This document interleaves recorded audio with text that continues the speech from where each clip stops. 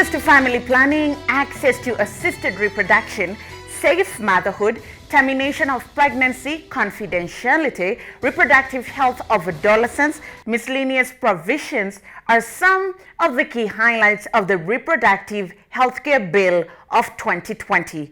While the proprietors of the bill insist it is crucial and of good intentions, the bill has received heavy criticism from various institutions. What is the Reproductive Healthcare Bill all about, and why all the contention? Hello there and welcome to another episode of Metropole Debrief. My name is Ndero Oganga. First introduced to the Senate in 2014, the Reproductive Healthcare Bill was shot down due to controversial clauses. 6 years later, Nakuru Senator Susan Kihika has resuscitated the bill in a bid to accord Kenyans quality reproductive health care. According to Senator Kihika, in relation to the times we live in, it is time we incorporate sexual and reproductive health conversations into our daily lives. Kutoka hapo kukawa kuna a lot of cases za hizi teen pregnancies na mmeziona sana. Tukaona vijana wetu, wasichana wetu pengine hawako very informed. So sometimes inakuwa teenagers wetu hawako na that freedom kuweza kuongea na wazazi wao, kuuliza hii maswali. Na pia sasa ni wakati wa social media. Hatutaki waingie kwa social media wanakuta vitu zibaya sana huko without vetting nini wanaona. However, this school of thought is not welcomed in religious circles. According to religious leaders, the bill, which proposes sex education for adolescents, will instead encourage sexual behaviors among adolescents, thus escalating the problems such as teen pregnancies. The bill, number one, normalizes underage sex and goes further to open the door for children between the ages of 10 to 17 that they should receive contraceptives, safe abortion, and comprehensive sexuality education, which teaches that sex is for pleasure and that sexual pleasure is a right. If we allow sexual pleasure to be taught as a right, what happens when one wants a pleasure and there is no consenting partner of the opposite sex? Furthermore, the civil society and NGOs are also hesitant to support the bill, terming the subsection on termination of pregnancies as broad, hence open to any form of interpretation, thereby leaving a window for procurement of illegal abortions. Our contention is when we talk about the health of the mother, this must be something that is ascertainable and not something that is up to an opinion. Right now, when a mother's life is in danger, it's clear for all to see. But in this regard, because the WHO definition of health is so varied, there is need for us to zero down as to what exactly we mean, what threshold of health we mean. And that has not been done in this section and in the bill in general. While the Senate Standing Committee on Health continues to collect views from different institutions with regards to the bill, one thing is clear. The bill has created a battle between ethics and national values vis-a-vis the current reality of the times we live in. This is some of the hotly contested elements of this bill, and we want to go through them to see what they entail in entirety. We begin with termination of pregnancy. Now, the bill proposes that a pregnancy may be terminated by a trained health professional where, in the opinion of the trained health professional, there is need for emergency treatment. Now, the pregnancy would endanger the life or the health of the mother, or there exists a substantial risk that the fetus will suffer from a severe physical or mental abnormality that is incompatible with life outside of the womb.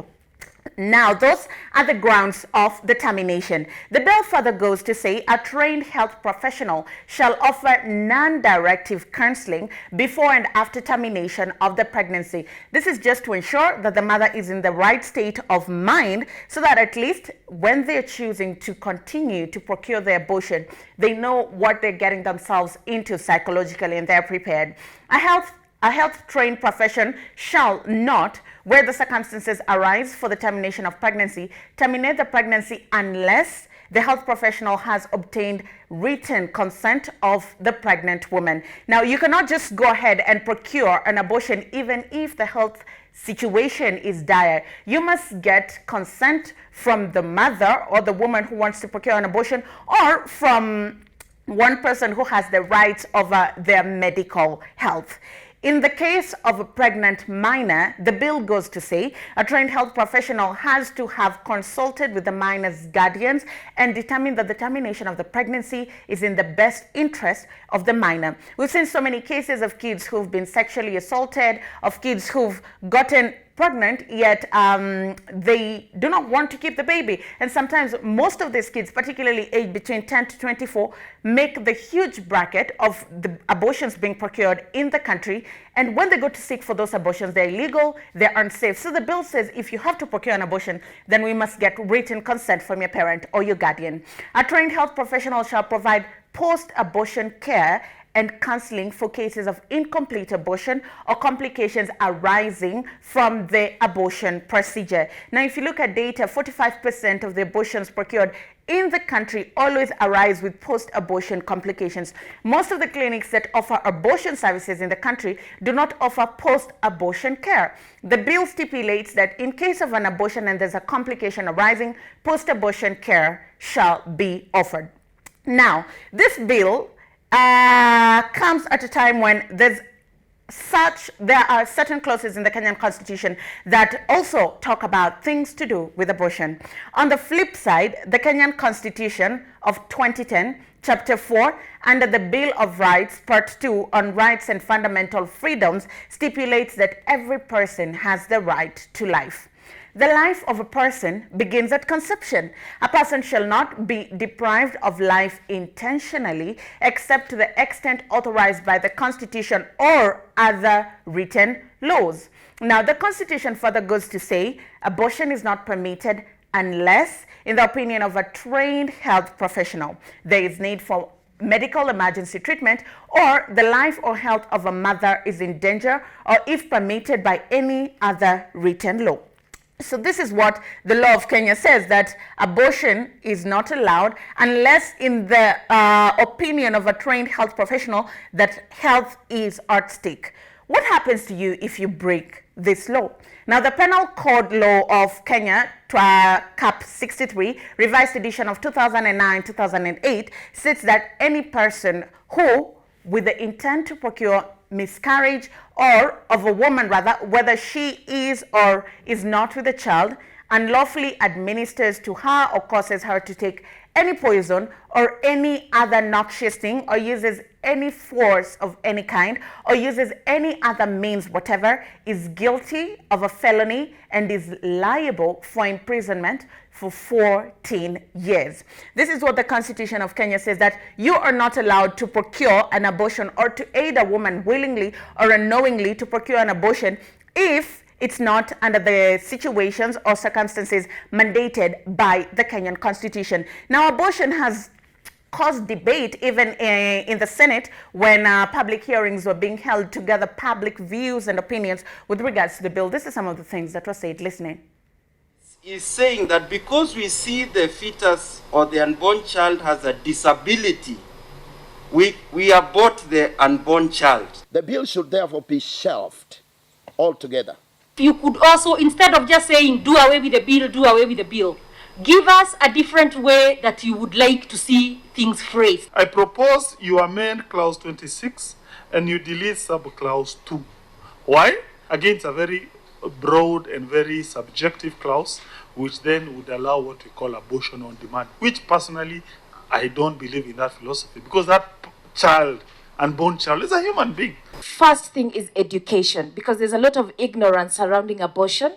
We need to educate people to understand, even when we're saying we choose abortion, because many Kenyans feel, some Kenyans feel like we need to give people who do unsafe abortions the right to abort, but they don't know what women go through after that abortion.